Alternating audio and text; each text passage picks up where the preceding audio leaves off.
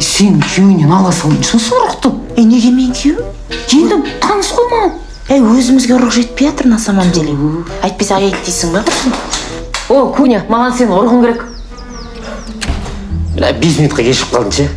5 минутқа кешіп қалдым, әйтпегенде қазір беретін ем. Сосын Куня деп айтпаңдаршы, Кунядан кейін ұрық сұрағаным қалай кетті? Жарайды, ренжімеш, Кука, маған сенің ұрығың керек. Менің балама әке болып берші, Құдай үшін. Ол қалай болады екен ол?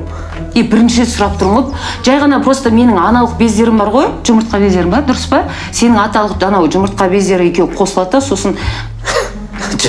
Жоқ, мен бүйтіп істей алмаймын, ренжімеңдер.